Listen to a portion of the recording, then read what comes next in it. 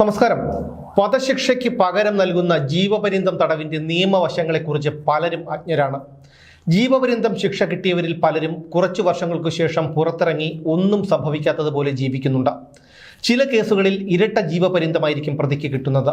മറ്റു ചില കേസുകളിൽ 70-80 വർഷത്തേക്കായിരിക്കും ശിക്ഷ. ഇത്രയും കൊല്ലത്തേക്കുള്ള ശിക്ഷ അനുഭവിക്കാൻ ശിക്ഷ ലഭിച്ച വ്യക്തി ജീവിച്ചിരിക്കില്ലെന്ന് കോടതികൾക്ക് തന്നെ അറിയാം. പിന്നെന്തിനാണ് ഇത്രയധികം കൊല്ലത്തെ ശിക്ഷ വിധിക്കുന്നത്? ഇത്ര അർത്ഥശൂന്യമായ ശിക്ഷകൾ വിധിക്കാൻ കോടതികൾക്ക് എന്ത് ന്യായീകരണമാണുള്ളത്? ഇതൊന്നും പോരെങ്കിൽ ചിലർ ഈ ശിക്ഷയെക്കുറിച്ച് പറയുന്നത് ജീവപര്യന്തം കഠിന തടവ് എന്നാണ്.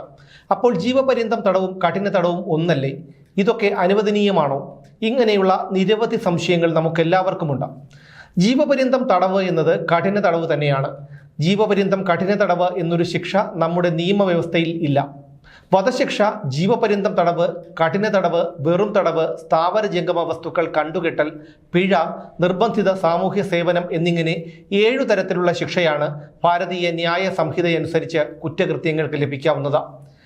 ജീവപര്യന്തം എന്ന വാക്കിന് നൽകിയിരിക്കുന്ന നിർവചനം ജീവിതാവസാനം വരെ എന്നു തന്നെയാണ്.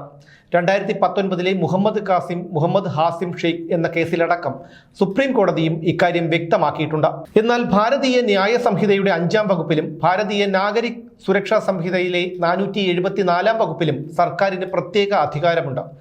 ഏതുതരം ശിക്ഷയെയും മറ്റൊരു തരത്തിലുള്ള ശിക്ഷയായി മാറ്റാൻ ഈ പ്രത്യേകാധികാരത്തിലൂടെ സർക്കാരിന് കഴിയും. അങ്ങനെ ശിക്ഷ മാറ്റുമ്പോൾ ജീവപര്യന്തം തടവുകാരുടെ കാര്യത്തിൽ കുറഞ്ഞത് 7 വർഷമെങ്കിലും ശിക്ഷ അനുഭവിച്ചിരിക്കണം എന്നാണ് വ്യവസ്ഥ.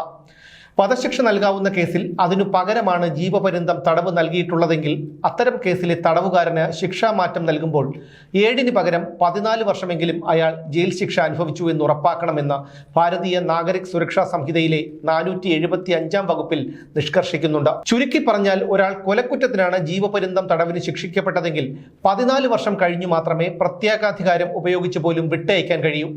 സർക്കാരിന്റെ ഇത്തരം ഇടപെടലോ കോടതിയുടെ ഇടപെടലോ ഭരണഘടനയുടെ 72, 161 എന്നീ അനുച്ഛേദങ്ങളിൽ പറയുന്ന പ്രസിഡന്റ്, ഗവർണർമാർ എന്നിവരിൽ നിക്ഷിപ്തമായിരിക്കുന്ന മാപ്പ് നൽകാനുള്ള അധികാരം ഉപയോഗിച്ചുള്ള ഉത്തരവോ ഉണ്ടാകുന്നില്ലെങ്കിൽ ജീവപര്യന്തം തടവുകാരൻ ജീവിതകാലം മുഴുവൻ ജയിലിൽ കഴിയണം എന്നാണ് നിയമം.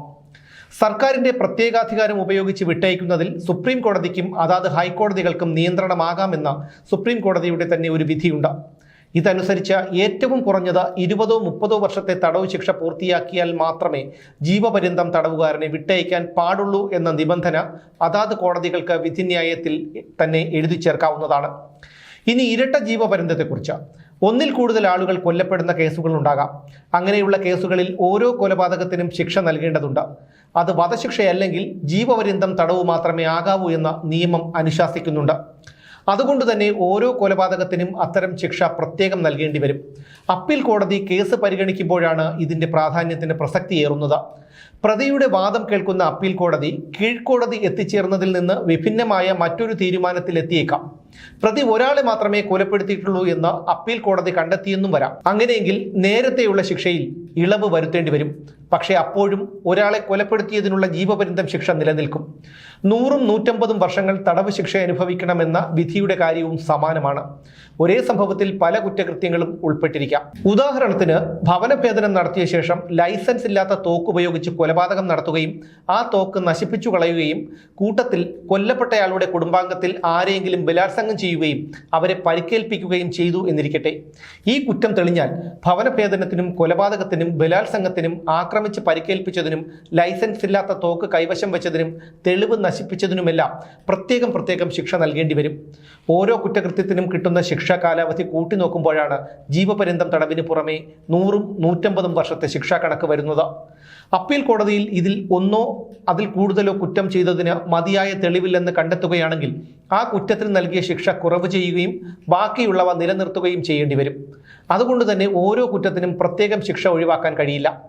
ഒരേ കേസിൽ ഉൾപ്പെട്ട വിവിധ കുറ്റങ്ങൾക്ക് ലഭിക്കുന്ന ശിക്ഷകളെല്ലാം തന്നെ ഒരേ കാലയളവിൽ തന്നെ അനുഭവിക്കണോ, അതോ ഒരെണ്ണത്തിനുള്ള ശിക്ഷ പൂർത്തിയാക്കിയതിനു ശേഷം അടുത്തത് തുടങ്ങണോ എന്നുള്ള സംശയവും പലർക്കുമുണ്ട്.